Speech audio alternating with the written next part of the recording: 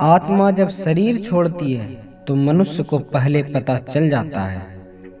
वो स्वयं भी हथियार डाल देता है, अन्यथा उसने आत्मा को शरीर में बनाए रखने का भरसक प्रयत्न करता है और इस चक्र में कष्ट को झेलता है।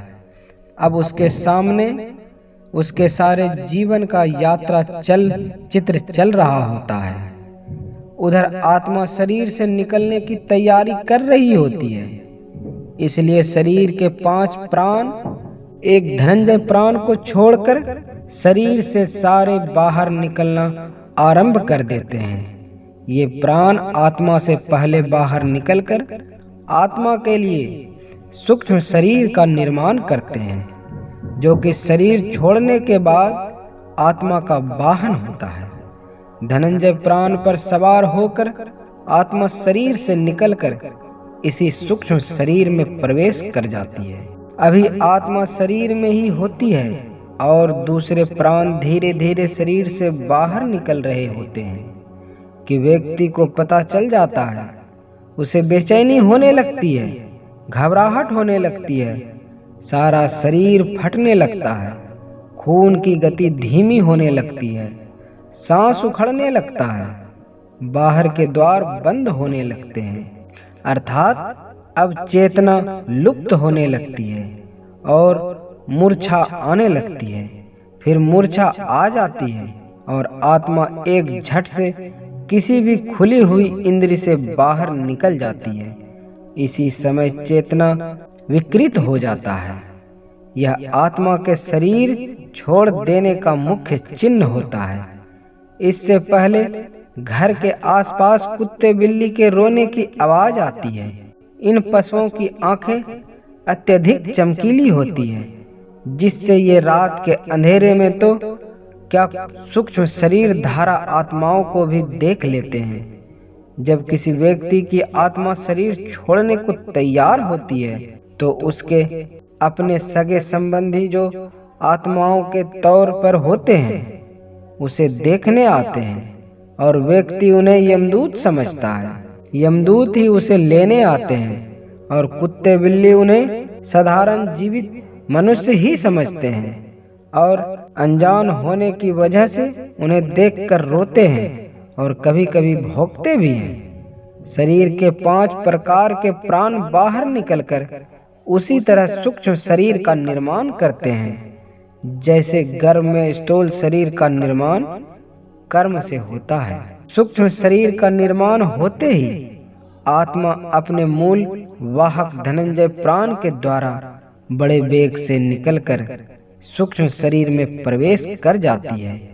आत्मा शरीर के जिस अंग से निकलती है उसे खोलती तोड़ती हुई निकलती है।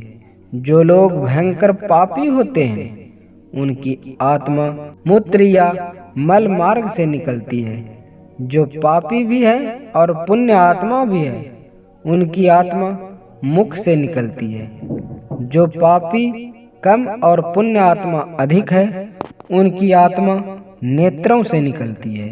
और जो पूर्ण धर्मनिष्ठ हैं और पुण्यात्मा और योगी पुरुष हैं उनकी आत्मा ब्रह्मराध्य से निकलती है। अब शरीर से बाहर सूक्ष्म शरीर का निर्माण हुआ रहता है, लेकिन ये सभी का नहीं हुआ रहता। जो लोग अपने जीवन में ही मोह माया से मुक्त हो चुके योगी पुरुष हैं उन्हीं के लिए परंतु सूक्ष्म शरीर का निर्माण हो पाता है।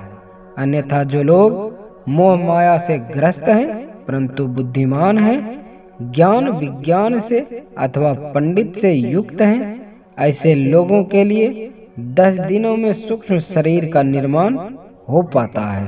हिंदू धर्म शास्त्र में 10 गोत्र का श्राद्ध और अंतिम दिन मृतक का श्राद्ध करने का विधान इसलिए है कि 10 दिनों में शरीर के 10 अंगों का निर्माण इस विधान से पूर्ण हो जाए और आत्मा को सूक्ष्म शरीर मिल जाए। ऐसे में जब तक 10 गोत्र का श्राद्ध पूर्ण नहीं होता और सूक्ष्म शरीर तैयार नहीं हो जाता, आत्मा प्रेत शरीर में निवास करती है। अगर किसी कारणवश ऐसा नहीं हो पाता है तो आत्मा प्रेत योनि में भटकती रहती है। एक और बात, आत्मा के शरीर छोड़ते समय व्यक्ति को पानी की बहुत प्यास लगती है। शरीर से प्राण निकलते समय कंठ सूखने लगता है, हृदय सूखता जाता है और इससे नाभि जलने लगती है।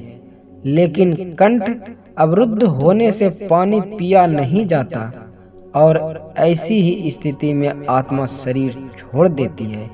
प्यास अधूरी रह जाती है, इसलिए अंतिम समय में मुख में गंगा जल डालने का विधान है। इसके बाद आत्मा का अगला पड़ाव होता है शमशान का पीपल। यहाँ आत्मा के लिए यमघट बंधा होता है जिसमें पानी होता है। यहाँ प्यासी आत्मा यमघट से पानी पीती है जो इसके लिए अमृत तुल्य होता है। इस पानी से आत्मा तृप्त अनुभव करता है। ये सब हिंदू धर्म शास्त्रों में विधान है कि मृतक के लिए ये सब करना होता है ताकि उसकी आत्मा को शांति मिले। सुना यही था कि मृत्यु जीवन का सबसे बड़ा सत्य है, पर पाया यह कि मृत्यु नाम की कोई वस्तु न थी, न है, न होने की संभावना है। अगर कहो कि जिसका जन्म हुआ है उसकी मृत्यु निश्चित है, तो यह भी जान लीजिए कि जैसे मैं मरूंगा यह भ्रम है, मेरा जन्म हुआ है यह भी भ्रम है। आप हो अजन्मा अविनाशी आत्म तत्व, आप में जन्म मरण ही नहीं, पर ना मालूम क्यों आपको माया रूपी नींद आ गई और आप यह संसार रूपी स्वप्न देखने लगे। अब जैसे आप एक रात की एक नींद में एक के बाद एक अनेक सपने देखते हो।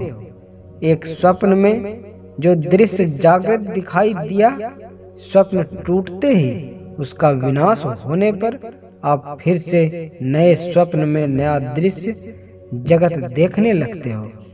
यही एक स्वप्न में मरकर दूसरे स्वप्न में जन्म ले लेता है। ऐसे ही जिसे आप मृत्यु कह रहे हो, यह और कुछ नहीं, यह जागृत रूपी स्वप्न का टूट जाना है। स्वप्न टूटता है, आपका कुछ बनता बिगड़ता नहीं। आप तो तभी अपनी कल्पना शक्ति से दूसरा जागृत रूपी स्वप्न देखने लगते हो। और किस स्वप्न में आप क्या कल्पना करने लगो, क्या अपने को समझने लगो, कोई ठिकाना नहीं है। अब इस समय आप जो अपने को समझ रहे हो, यह आपका स्वप्न ही चल रहा है। कुछ देर में जब यह टूट जाएगा, आप नया बुनने लगोगे। यो आप माया रूपी रात्रि में सोए हुए हो। अनंत काल में अनंत स्वप्नों में बार बार कभी कुछ तो कभी कुछ होकर जन्मने मरने की कल्पना में खोए रहते हो। असल में ना आपका कभी जन्म हुआ ना मृत्यु। यह बिल्कुल ऐसे ही है जैसे एक फिल्म पूरी हो जाने पर नई फिल्म में नया शहर, नए पात्र, नए कहानी होती है। पूछो कि इससे छूटा कैसे जाए, तो सरल है, कुछ है ही नहीं। स्वप्न को देखते देखते स्वप्न को स्वप्न जान लो।